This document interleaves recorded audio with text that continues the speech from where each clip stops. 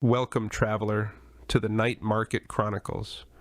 Here on this channel, we step into a world that doesn't quite follow the rules of ours, where doors appear in the dark, bargains carry unexpected costs, and secrets wait in every shadow.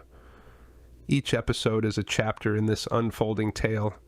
Think of it as a story told by lantern light, meant for dreamers, wanderers, and anyone who's ever felt there might be something more hidden, just out of sight. This is Episode 1. Let's begin. Episode 1. The Market Between Worlds.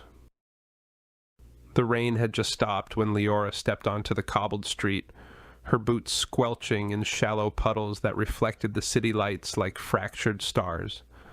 The festival lanterns still burned, but their glow seemed tired, as though even they were ready for sleep. She should have been too. After a long evening helping her aunt pack up herbs and charms from their stall, her body ached for rest. But something pulled her deeper into the twisting lanes of the old quarter. A curiosity she couldn't explain. The night smelled of wet stone, incense, and a faint sweetness she didn't recognize. At first she thought she was lost. The alleys here seemed different than usual. Sharper angles, darker shadows, as if the city had rearranged itself while she wasn't looking. Then she saw it. An archway shimmered between two crumbling brick walls, no bigger than a shop door. The glow was faint, as though moonlight had been woven into its frame, and above it hung a sign she had never seen before: the Night Market. Leora's heart stumbled. She should have turned back. Aunt Faye had always warned her about doors that appeared where none had been before, but curiosity, that insistent flame, pushed her closer. She stepped through. The air changed instantly, warmer and alive with spice and smoke. The sounds of the city vanished, replaced by music both foreign and familiar. Flutes, strings, voices that didn't seem entirely human. Before her sprawled a market that stretched far beyond the size of the street she'd come from. Stalls rose like crooked towers, draped in silks that shimmered between colors when her eyes moved. Lanterns floated unhooked, bobbing on invisible currents.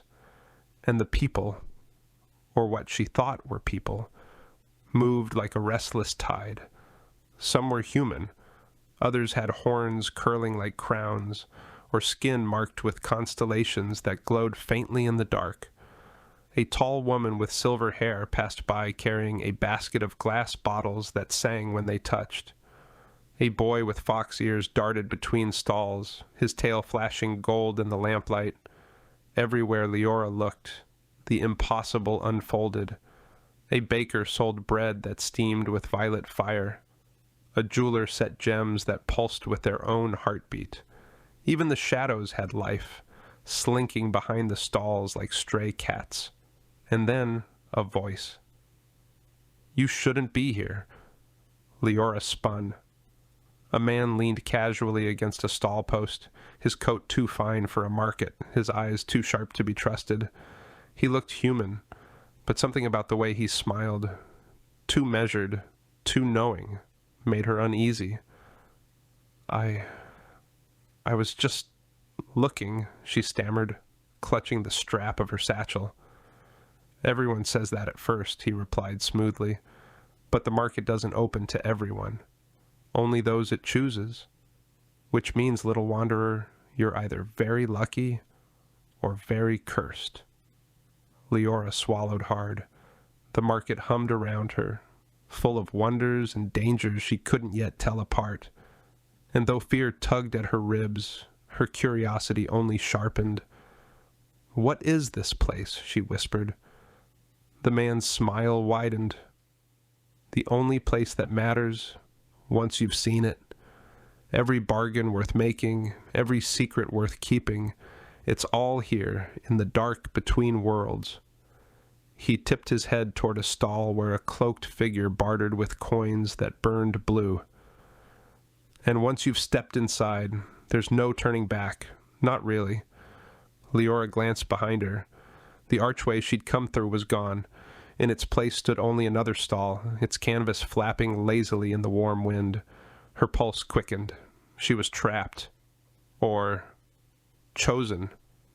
Somewhere a bell rang, deep and resonant, and the market shifted like a great beast stirring in its sleep. Stalls folded open where none had stood before. Lights flickered to life.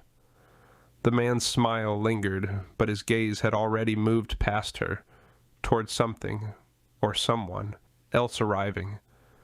Leora turned to see, her heart hammering as the market revealed its next secret,